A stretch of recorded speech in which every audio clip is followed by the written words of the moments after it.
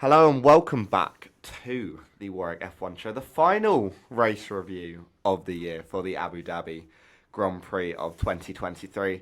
The season's done. Season's over. Max Verstappen has broken seemingly every record in existence and took another win in the Yas Marina circuit. Mercedes came out on top over Ferrari, but it was very, very close right at the end. And the penalty for Perez and Norris. Was it a penalty for Perez that eventually ended up giving kind of Mercedes that P2 in the Constructors' Championship? I'm joined here, as always, by Will. And, I mean, the race, it was Abu Dhabi. It started off so promising, like Leclerc and Max was sticking with each other, and Norris was kind of tagging along. And you thought you might have maybe an exciting finish, and then nothing. No.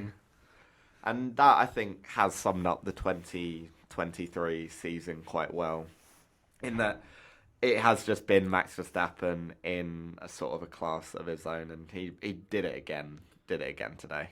Yeah, he's a very special driver. I think as much as everyone wants to kind of hate on him and be like, oh, it's such a boring season, it is just phenomenal what he's done. I'm not his biggest fan, but I've always been quite impressed with him as a driver. Yeah, he's got some interesting tactics at times, but I think on the whole of the season he's just driven quite beautifully at times. Like some of the skill he's shown in the finesse, it's just phenomenal. Well, I think this will be the greatest season for a driver that we will ever see in terms of dominance. I'll go through some of the records that he has broken. So most wins in a season, taken that from last year. Yep. Highest win percentage in a season, breaking a record set all the way back in 1952 by Alberto Ascari. Most consecutive wins, most wins from pole, most consecutive wins from pole, most hat-tricks, so pole win and fastest lap. Yep. Most podiums in a season, most points in a season. Highest percentage of points scored with 92.7%. Yeah. Most consecutive points scored. Most consecutive top two finishes. Most laps led in a season. Highest percentage of laps led in a season with 75.7. So over 3/4 of the laps were led by Max Verstappen. Largest championship winning margin, almost doubling that record from Vettel in 2013. Most races left before winning the title with 6. Most sprint wins in a season with 4. Most pit stops made by a winning driver, taking the record from Button back in Canada 2011 at Zandvoort this year. And most consecutive races leading the championship with 39. That obviously stretches back to last season as well. And you almost think, can the dominance get any more at this point? But it's concerning because they're genuinely. They looks had like it genuine could. competition at times towards the end of the season. Like Vegas was probably a race they shouldn't have won. Brazil was quite interesting. The US, US was interesting, and then obviously Singapore. Yeah, is still the only track Max has never won at. I think the two that really stand out for me are the fact that not only did he break the longest continuous winning streak, he also has the third longest within the same season, which is just absurd.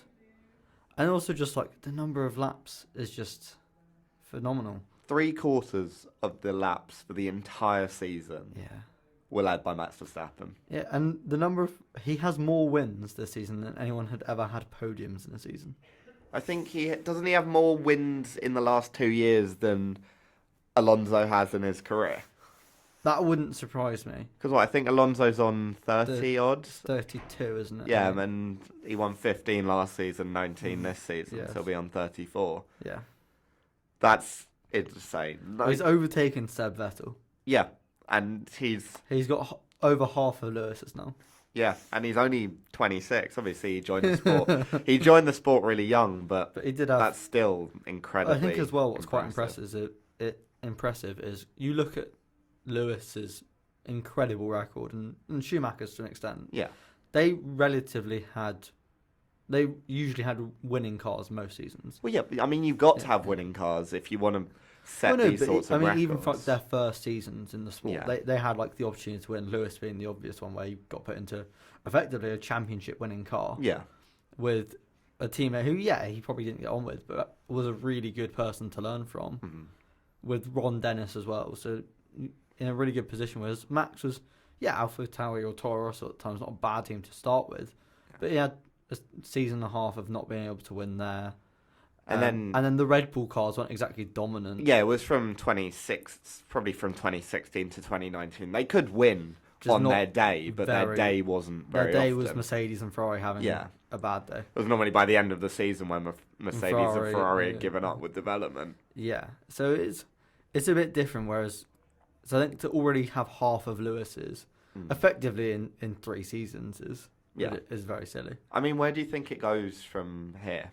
Like, can it get more dominant, or are we seeing the more peak? dominant? I think we see him as a driver peak still. I think we see him in wheel-to-wheel combat in a car that maybe isn't the strongest win the championship. I think that's the only way I can see it becoming more impressive. Yeah, I think that like, obviously it maybe sounds weird to say he still has things to prove, but I think he still has some flaws. Every driver has some flaws, and I think I'd be interested to see if wheel to wheel in a championship fight he has perhaps, again, it's probably fair to say, matured a bit more.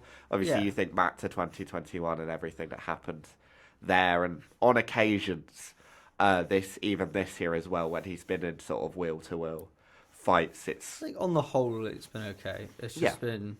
No, it's definitely improved. Yeah, I think the only one that stands out this season is Vegas, but I think we spoke about this last time, is that it was also just track conditions. He wasn't the only driver that completely missed the corner. Maybe you think back to Baku as well with George Russell and kind of that reaction, but the reaction after it. But then I can understand that if you've had a chunk taken out of your car, I'd be pretty annoyed as well. Yeah, but no, I think this probably will go down as the greatest individual season in F1 history. I think it'll be the greatest season that we will ever see and potentially ever discuss. There are almost no words to say. It's essentially a perfect season, and they don't happen, basically. No, I think you look at the 3 races he didn't win. In Jeddah, he came from 15th to finish 2nd. In Saudi, in Jeddah. In Baku, Checo was just better. For some bizarre, strange street circuit hoodoo reason, he was a really good weekend. And in Singapore, he got, 5th? Yeah. From 11th in a car that was just dreadful. And I think it was fair to say the strategies that was the one race was one of the races, probably among a small amount, that they did get quite unlucky with, like, safety cars. Yeah, they were quite unfortunate. So actually, I think as well on that day, he probably had the best pace out of all of them. At least, I think, right at the end of the race, obviously, where he was overtaking everyone. It's just incredible. There's no way to describe it, and he's topped it off with this drive at Abu Dhabi, which, again... It's just dominant. Thing is, he only won, like, 3 drivers of the day. And he almost feel like it's so low because... He was just so clear. I actually saw him. Yeah, and he's just consistently at the front performing. I think, as well, his confidence in that car is so high. It was like the second or first lap when Leclerc, at the end of the first long straight, went up the inside and he was just so comfortable on pretty cold tyres, just going really late. It was really good racing, but the fact that he could just do that and know that trusting Leclerc, trusting himself. I think it's just a team and a driver operating at such a high level, such like synergy that have just like the RB19 is a very good, the best car of all time. Yeah, and it is a very good car. But you look to maybe Max's teammate Sergio Perez, and maybe the car wasn't that good. Yeah, and that's the thing, because I think I saw a stat since Monaco, Perez only qualified in the top 4 once. And if I'm not in, I think it almost sounds so ridiculous that I need to like check if that is true. But if it is true, then like maybe was it? Like we say, it's the car, and I think it definitely that is a factor. But you compare his performances to those of Sergio Perez, who I mean we've spoken about so many times the struggles that he had in quali, sometimes the struggles that he had in the race, and you look at that and think how much of it is the car and how much of it is the driver as well. Yeah, it's a very strange situation. Like we saw Checo get a little bit better and more confident. I thought he had quite a good drive at Abu Dhabi. Yeah, in the circumstances. I think second. It would have been second place, and Well, it we'll would come have on been to. third, I think. Oh yeah, no, yeah, you're right. It would have been. Well, it would have been third. We'll come on to whether it should have been third in a minute, but I think it was kind of just his quali that sort of let him down. Like you saw. I think even his racecraft wasn't phenomenal. No. But it was a really strange season. He started off so well. Well.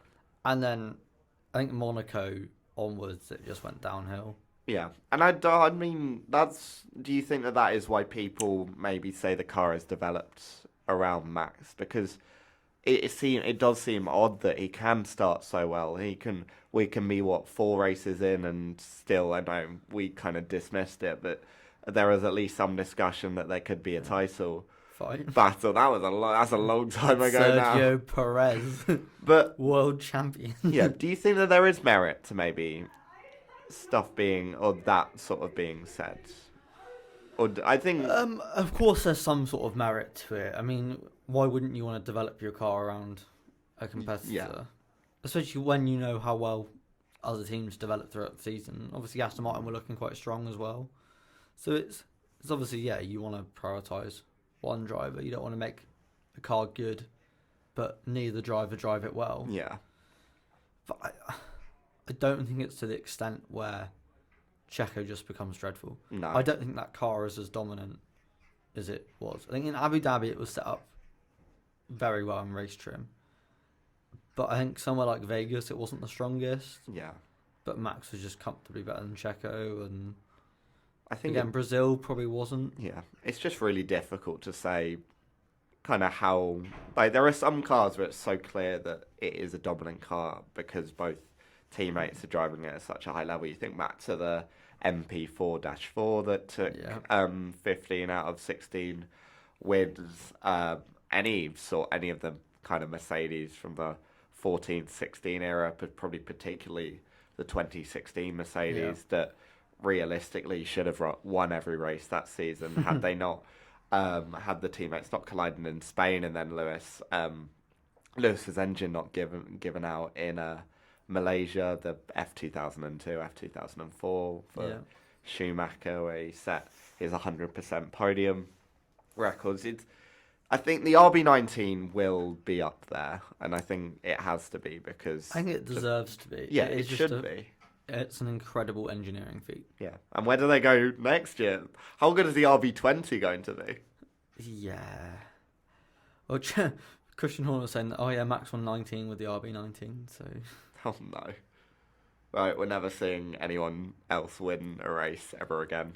No. Right, we'll move on to the other teams now, and that was probably the dominant narrative coming into Abu Dhabi, was the battle for P2 in the Constructors' Championship. And to be fair, it did actually make the race quite engaging for me because it was quite the only fun. Thing that made it engaging. Yeah, it was quite fun to see the kind of back and forth. And it was the fact that both teams had one driver kind of at the top and then one driver kind of if struggling you're a little bit. Mercedes and you realise you'll have to rely on George Russell because Lewis Hamilton has messed it up.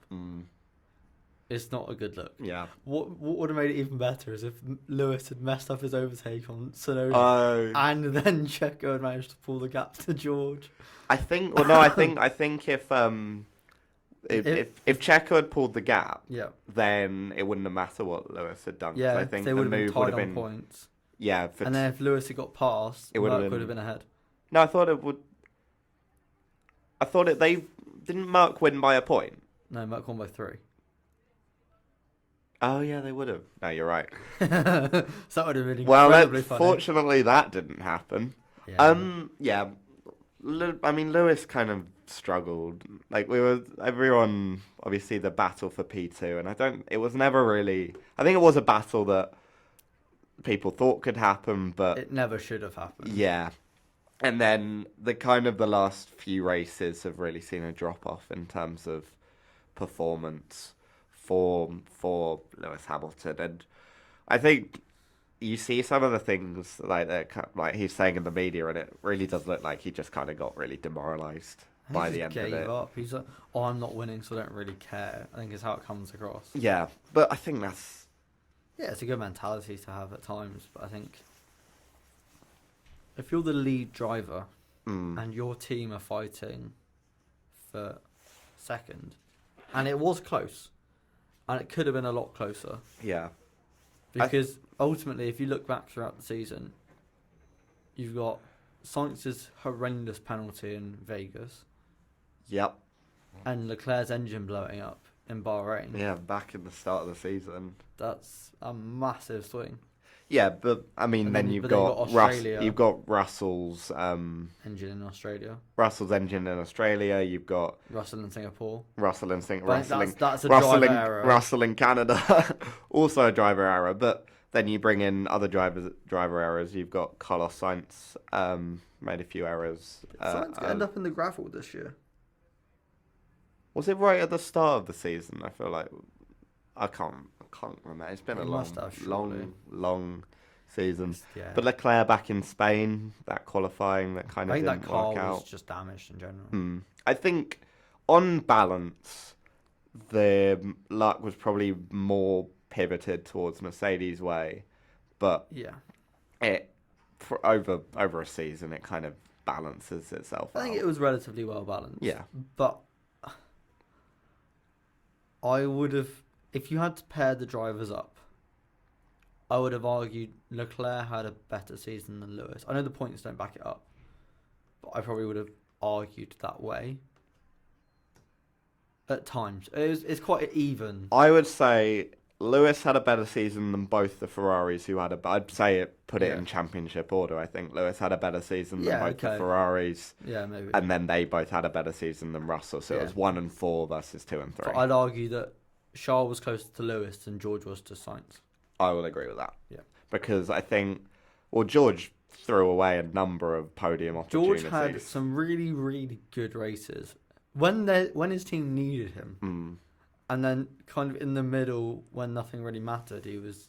Yeah, I think. He admitted himself he struggled this season. I think he said it's one of the worst seasons Yeah. of his career, and so I wouldn't disagree with kind of that notion.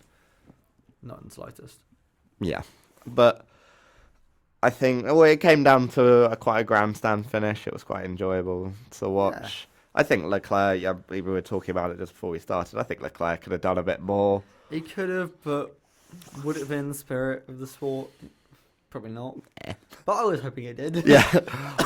But I think the issue would have been is if he'd properly backed himself up to Russell and backed Russell up, he would have then been at risk of being more than 5 seconds behind Checo himself. It would have been very difficult, I think. And to be honest, there's trade-offs for finishing second and third. Like, if you finish second, you get more money, but if you finish third, you get more aero less to time. pay as well. Yeah. To enter next year. Oh, yeah, Max Verstappen's entry fee is going to be astronomical. It's over $1 million for the first time ever. Oh, my gosh. That man. Yeah. Suffering from success. You're better finishing last in the constructors with 0 points than you are finishing last with like 10 points. Fair You have to enough. Pay for points.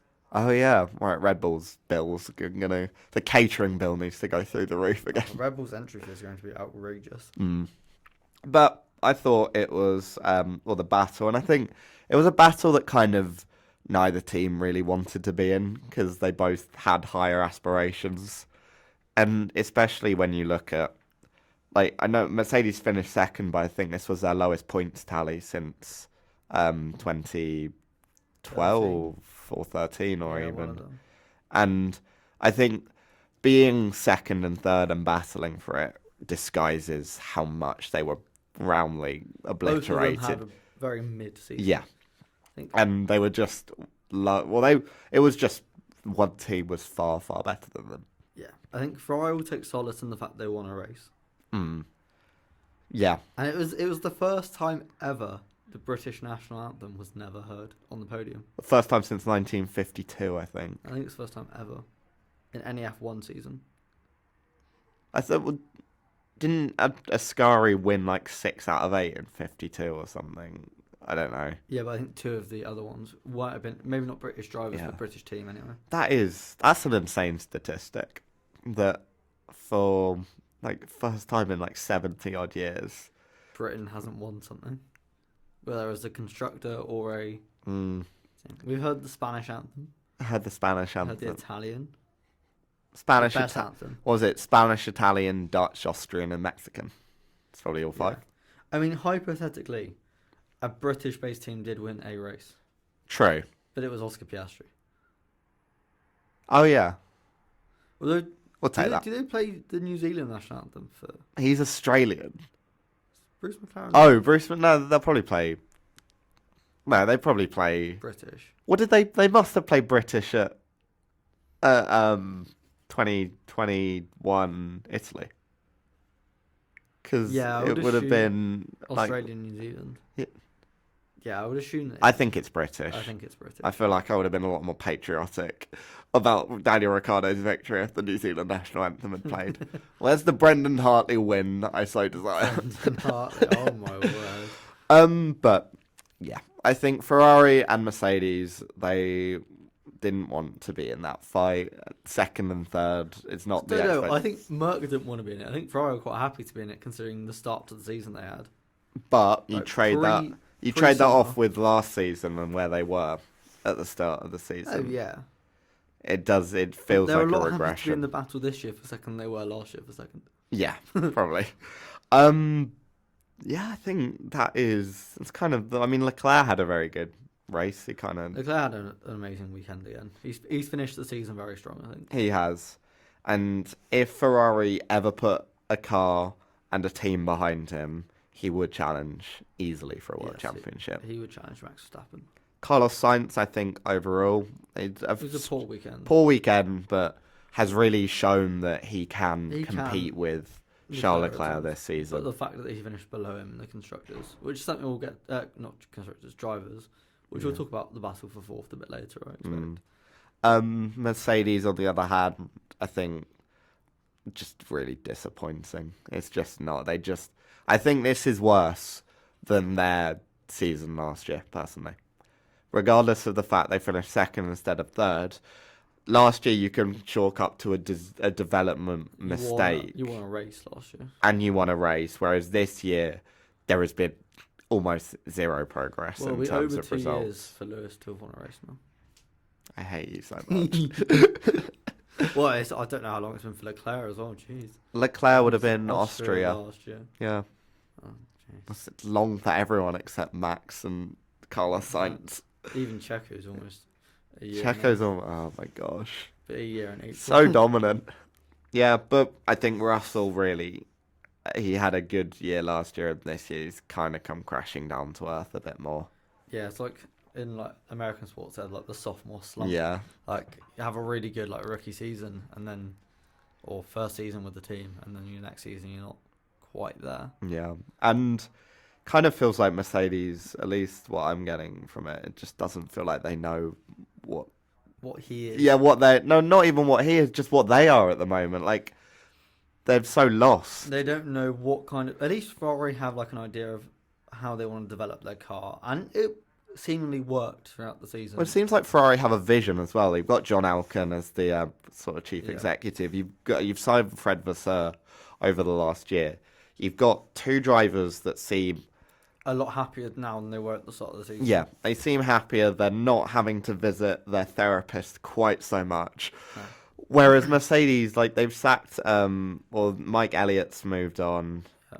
Yeah. They brought James Allison back, though. James Allison. 2 drivers that seem to get along, but they're not. Get along, let's be honest. Get along, okay, I'll maybe say get along publicly. Privately, you can't. Like, the relationship seems not frosty, but just there's nothing really they there. Have nothing in common. Yeah. No, you saw Lewis still talks to probably Bottas a lot more than he talks to George Russell.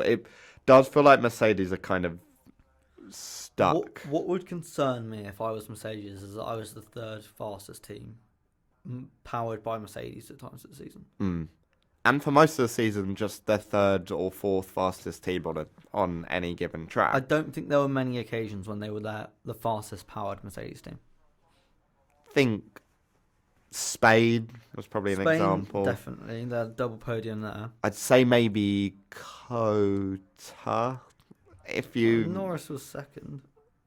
Yeah, but then Lewis was kind of second. I don't know. Oh yeah, that's true. Yeah, but I mean they had Aston Martin early in the season, early and then McLaren later. Mercedes are in trouble, I think. Yeah.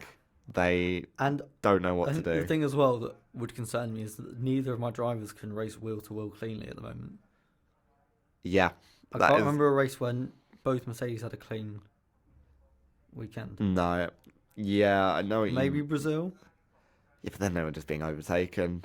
Yeah, that's true. I'd say, well, not even Vegas. Anything happened in Cota? I think there wasn't much over it. I was about to say Singapore, but there wasn't much overtaking there. Russell binned it. But that's not racing. That's just I think a it mistake. was. He was on Norris's tail. Zandvoort, maybe?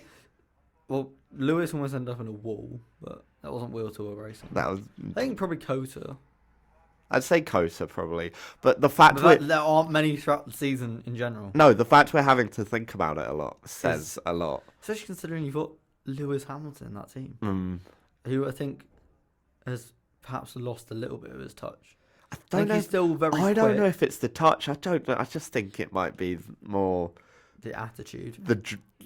He wants to win, obviously, and I guess it must be demoralising going from 2014 to 2021 when you've got a car that realistically can win most weeks. What annoys me is that he then complains that Red Bull are dominant and have to change all the regulations within one season of them doing well. I don't think he has. He said that FIA needs to start thinking about earlier in the season. This was around Italy time when he was saying that when it all kicked off. And I think Italy was where everyone kind of went a bit crazy in the paddock about what they'd said. I don't know. And he was saying that the FIA have to make changes to the regulations because it's not good for the sport with one team running riot. To be fair, I think you won almost as a team. You won almost every race for 6 years. I think that, but I think generally that's just typical. If you're not winning, you try and get it changed. Right, Red Bull did that back when Mercedes were winning. Yeah, but Red Bull, even when Red Bull won 4 years in a row, it was good watch. It was you didn't know who was going to win.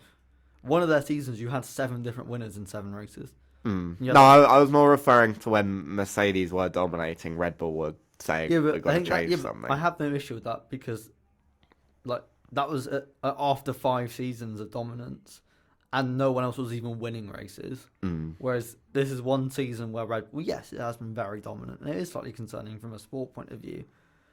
But for Mercedes to be saying it is a bit rich. No, I think that's fair. I don't know. I think it will really. I think next year could be very crucial. And if that happens again, there will be big changes. Although saying that 2026. Well, you got 20. Anyway. Kind of set in stone when the changes are gonna be. So we've got Sauber's back next year. No more Alfa Romeo. Yeah. Right. McLaren. A bit mid. What happened to Oscar Piastri? Just had no race pace. Same as Norris, really. Yeah. I mean, the fact McLaren have even come from where they were to where they are now is incredible. Oscar Piastri's had an incredible season. Yeah. My only concern is his tyre management. Yeah, but I think that comes with. But he's a rookie. Every track that he's driven at is the first time he's driven it as an F1 car. He's a rookie, and I think now Norris was quite similar actually. I think he was a rookie, and I think now we can comfortably say, at least for me, that this is the best rookie season probably since Hamilton in 07. Yeah, comfortably. I think the car obviously helps and things like that. I think the car helps, but on occasion he has competed with Lando Norris, who is an exceptional driver. Oh yeah. I think the only other two in recent memory would be. I think Max's 2015. Max's was quite good. Toro Rosso. But I mean, Albon's was interesting because didn't Albon in his rookie year move to Red Bull? Yes, he did. 2019. That wasn't amazing, but no, the two for me would be Russell at Williams, basically not being even out qualified. I mean, his teammate was like Sergei Sorokin or something, but wasn't it Robert? It was Robert Kubica that year. yeah, when he got out, Kubica's got a point. Yeah. No, and Leclerc's season. Leclerc's when he got he got a world champion removed from a Ferrari team. Yeah, Which and is something in itself. yeah. Their most recent world champion at that as well. I think with those seasons, you look at kind of the potential, whereas with Oscar, we've seen performance as well. It's definitely the best, but I think No, there are, and well, that's the mark of the greatest drivers, is that they can come in very quickly and show exactly as you say, and show what they can do. Yeah, and I think Piastri has competed. I think Norris has had the measure of him, but Norris has also been in the sport for going on 5 years now. Yeah, wow. Still hasn't got a win. No. I think my concern, we'll probably talk about this more next week when we do the season review. Yeah. Out of the two drivers, Piastri's been a bit more clutch. Like when the pressure's been on, Piastri's delivered a lot more than Norris has. I'm not saying that is Norris's probably biggest weakness, but It's been a reoccurring issue this year when that car's been able to fight for pole. He's not put a lap together, which is like the anti-Charles Leclerc. I am scared. I don't want to criticize Lando Norris too much because I'm scared of his fans. He's had a phenomenal season. Yeah, I think his racecraft has been amazing. If Max didn't exist, he has 3 or 4 wins. Yeah, comfortably. I think I would argue he's been the second best driver this season. I wouldn't be against saying that. I'd even say maybe Leclerc. I think Leclerc and Hamilton are on the same level. I'd say. Yeah, I think you've had like Max is clear. Then I think Lando and Lewis have had similar issues where they've not come up clutch when they've kind of needed to. Yeah. But had good races. And Leclerc has just constantly been putting in. Leclerc's good, but gets a bit unlucky on occasion. And his strategy is. Yeah. Well, not even his strategy. That wasn't horrendous this year. It was more just. No, I think we'll definitely talk about it more next week. Yeah. But I think McLaren had a good season. Yeah. And a bit of a mid-race. But... Yeah. And I mean, we kind of discussed all 4. We've kind of discussed most of the drivers in the battle for P4, but we might as well bring in Fernando, who ended up. That was another. To be fair, that was the other kind of big thing was P4 in the construction. Drivers. This was a season that happened. Yeah, P4 in the drivers' championship and constructors. Yeah. Kind. It was still mathematically a bit less. If like Vegas had repeated itself, it would have been more interesting. But Fernando Alonso came out P4, and to be honest, I think that's what he deserved based on this season. Yeah, but the fact that Leclerc almost took it from 7th. The gap. Well, I know the gap was quite big. It was like about 12 points. Yeah. But I mean, yeah. Oh, we haven't discussed it. We probably should. It was Carlos Sainz's strategy. I get what they were trying, but it was a terrible idea. Well, what annoys us, you look, Lance Stroll came back through the pack on the same strategy and finished, 9th or 10th? I think they committed to it for too long. They should have gone mediums in the middle run and just left them out. Not even that. I think they should have just pitted for like soft tyres with 10 laps to go. Tell them, go do what you can do. Yeah, just go ham. Yeah. Get the fastest lap point as well. Yeah, you have to get in the top 10. No, I think he probably could have finished. He probably could have finished 9th with the fastest lap. If he'd been given enough time. Second. That was a peak Ferrari. It was just, we don't know what to do. Do your best. But yeah, Alonso P4. Sainz dropped from 4th to 7th, which was a bit of an L for him. Seems about right though. Yeah. I mean, I'd say the drivers' champion maybe like it kind of feels right. Yeah, maybe Leclerc, not Perez. Leclerc, I think Lewis is a bit too far up. I think isn't like the gap between him and. Oh yeah, that's probably fair. Bring it back. I think Lewis 3rd. I have no issue with. I think Checo 2nd's the outlier. Yeah.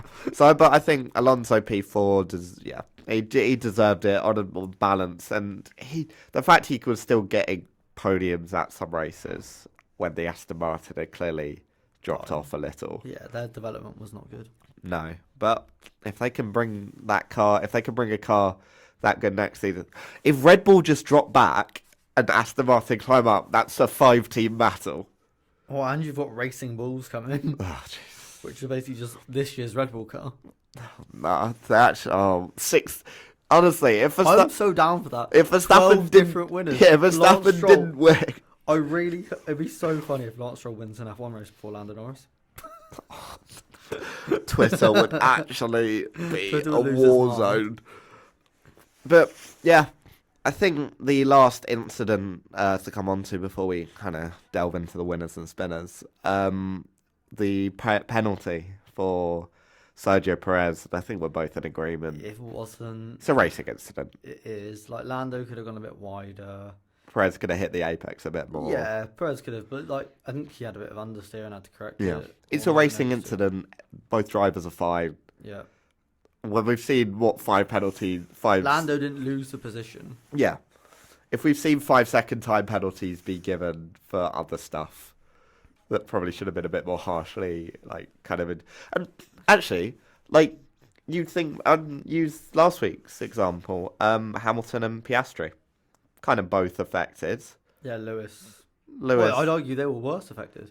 Yeah, and I'd say that is also a racing incident, so I don't get how you Was there a can. penalty for that last week? I think it was just a racing incident. Yeah. But I don't get how that can be adjudged as a racing incident, Yeah. which I think it was correct. I would argue that last week's was worth more of a 5-second than this week's. Because neither car was particularly damaged in that one. Yeah, But both drivers got punctures. yeah. I'm It not. basically ruined Piastri's race last week. Yeah, I mean, and it ruined Lewis's race, Yeah. but he But probably, he was at fault. yeah, so you can't- probably a bit more at fault. But I don't get how this was given as a 5-second penalty. No. It just doesn't make it sense ruined to me. the end of the race as well. Yeah, because it would have been really fun see to kind of see what If would have Checo happened. would have caught Leclerc, which I don't think he would have. Well, stewarding, I'm sure we'll discuss that Yeah. this year as well. Right, winners and spinners. We've discussed probably a lot of them, but any more? Yuki Tsunoda, You can see winner. a big winner. He is in a car that wasn't the best throughout most of the season. Did come good at the end, but in that car, a really good season from him. Yeah, I think he's shown that he's got the potential. If I was Red Bull, I would be thinking about maybe the swap with him and Checo next year. No, I can see. Yeah, Halfway through. The and then I season. see Lawson going into the Yeah, whatever that I'm car's still of gonna the be called. opinion that Daniel Ricciardo is stealing a seat in F1 Oh no, he is. because he can smile. That's effectively what it is. He's a happy man. He's likable, and I don't even like him that much. He's a bit like. he's too likable for He's, you. No, it's not even that he's likable. He's almost just a bit too far. Like, he almost likes himself a bit too much, and almost like knows he's quite arrogant. I think at times he almost knows he's likable. And, Yeah, like, gets away with things that other drivers wouldn't. I can see that. I'm not sure. It's like the Netflix thing where, like, yeah, it was joking, but like, he told them to go like, F off. Yeah, I know what you mean. I mean, I've always found him fine, but he is. I think he's kind of bottlenecking the grid. Although, for the first time, we're going to see no changes over the winter. Over winter, yes, but it's different from last season. It's F1's picture from Bahrain to Abu Dhabi, and all the comments were, "Oh, Yuki's teammates grown." I was like, "Jeez." Yeah, but Yuki had a very phenomenal good. season. Oh, he was very in the. They were almost Last. overtaking Williams. Yeah. Um, The only time Yuki had any problems was when Liam Lawson was actually faster than him. yeah, but I think that just shows that Liam Lawson He's is. a really good driver. That's when we're going to hear the New Zealand national I anthem. really want Liam Lawson just to kind of jump Yuki and go straight to the Red Bull seat. I feel like that would be harsh. I feel like it'd be fair. He outperformed him in 3 races. Maybe. And I reckon it would be easier to adjust. I honestly think your best bet of getting someone to compete with Max and not have the teammate curse is to put them straight in it. Do you reckon?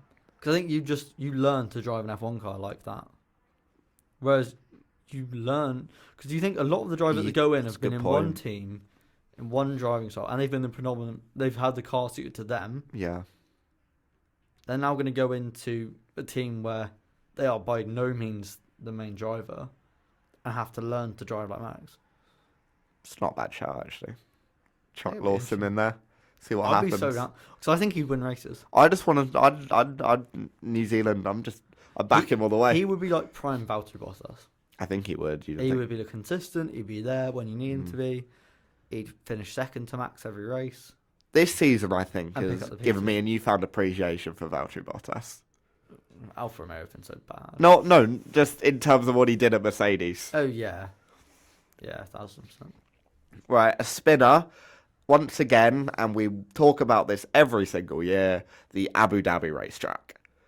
You have been given a flat piece of land to literally draw a racetrack on, and you make that. And then you not made only it do you make worse. that, you make it worse 7 years later. I Or liked what they 10 did years with the first later. sector.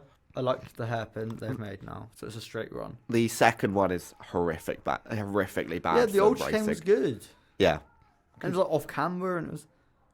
What was the problem? It's Why did such- Karun Chandok have to make a racetrack? It's He such- raced that. Oh my worse. god, it's such a terrible circuit. I think I've said this before. It's my least favourite circuit on the calendar. I don't understand how there are circuits where you're literally bound by city walls that are better. Like, Vegas is infinitely better than Abu Dhabi. There are no redeeming features of the Abu Dhabi racetrack. I'd argue the hairpin, and then the chicane. What, the hairpin at the turn 4 hairpin? Yeah, and No, that's irredeemable for me And for then- no specific reason. And then the chicane. But it's such a terrible chicane. No, it's not. It's narrow. It causes incidents. No, it's a terrible race circuit, and the fact it ends is a the bad- F1 it is season so is a bad. travesty. No, I don't think it's the worst. What's worse for you? Miami. Yeah, but yeah. No, I think it's worse than Miami. Miami's got the stadium. Looks nice. Abu Dhabi's got a massive hotel, and it's at night. At least it's at the right time of day. Yeah. There's. They I make don't like it as a track, but I said this last time. I like the aesthetic of Abu Dhabi. It just feels special. I when know. You go there, like, oh, it's like the day into night, and like it just brings back flashbacks, like The sun- Rosberg being held up by Lewis for no. the sunset of the season. Yeah, there's something quite poetic about it, and I think it is quite a special location, and like seeing the drivers come over the crest with like Ferrari World in the background, and it's just the track is so bad. It's a really bad racetrack. If like you could keep the aesthetic but make the track good, it would be amazing. Yeah. If you had Jeddah as a track, I think Jeddah should finish the season. Jeddah, Sakir, just take it back to Brazil. even Qatar is better. I know. Can't believe Qatar was a good race. It was a fairly decent And race. Qatar at that time of year would be much better. Vegas finish Oh my god. with like, on like -4 temperatures. Could you imagine the amount of showmanship that would go on? It would become the Hunger Games if there was a title battle. They would each have chariots around the track. That's what I'm saying. We should play into it. It should be more ridiculous. It's just Abu Dhabi is such a terrible circuit. It's a terrible it's finish. the last race before the summer break. Just randomly go out there. It's like a big like mid-season finale. Mhm. It's just bad. It's so bad. I've gone off Baku a little bit as well as a track. Baku is a track where I think you need a really specific set of circumstances to make it work. Yeah, it's, Actually, it doesn't almost, need to be just too- specific. It just needs a safety it's car. too start. Like the corners are Yeah. heavy braking, heavy Well- braking, heavy braking, heavy Mm. braking. There's I- no like good overtaking corners apart from the end of the straights. Yeah. We'll have to rank the tracks at some point, I think. Maybe we'll do that next week as Mm. part of the season review. Abu Dhabi. Right. Winners and spinners. What? It's just because kind of everyone was. Reliability was a winner. Yeah. Everyone finished. Yeah, was that your prediction? Yeah, that went out the window. I think generally reliability this year has been It's impressive. been annoyingly good. I know. I think the only team that had any issues were Haas and Alpha. Yeah, and I think Red Bull took a few engine. I think everyone took a few engine penalties. Charlotte on kind of had an occasion. engine penalty in the second race of the season. I think that's when you knew it was kind of just going to go the same. I'm just having flashbacks. Like, Williams didn't have a very good race, but Daniel Ricciardo was a bit of a spinner. Again. Did he get top 10 in the end? I want I'm to not say sure. that Stroll overtook him. Or it might have been ninth. Oh well. It was kind of just. It was. I mean, what? I'd give it a 4, 3. Yeah. 4 just because of the narratives and the aesthetic and. No, I'm going to give it a 5. The ending was exciting. Spinners, the stewards. Oh yeah, definitely. And then winners. I mean, we've discussed all the win. Like Verstappen, obviously, as always. Leclerc, I'd say. Mercedes, Ferrari, technically lost, so they can probably be a spinner. Sainz was a spinner. I don't think it was his fault though. No, but his qualifying was dreadful. Oh yeah, I'd say Lewis might have even been. Yeah, Lewis, I'd say was a spinner this race as knowing well. that all he had to do was get into Q3, 11. and like your car is basically, and then you basically guaranteed second. Yeah, I think it. Knowing that something is out already, No. and having your teammate knock you out. Yeah, it just wasn't a good race for The Lewis. king of qualifying is no longer Wasn't a good race, wasn't a good season. for anyone other than Max Verstappen. And yeah, well done to Max for winning the 2023. Well, he Season. won it 6 years ago. It feels like 6 years ago, 6 races ago. Yeah, I feel like he won it like Imola. It This- didn't even happen. We'll talk about it next week, but this won't be a season. This will be a season that lingers long in the memory for what was achieved. But as Not terms what of was- racing, no. No. Like we'll rank the races. I think it might be quite difficult. There'll be a lot of mid. It'll be a lot of which Verstappen comeback was the best. But and then yeah.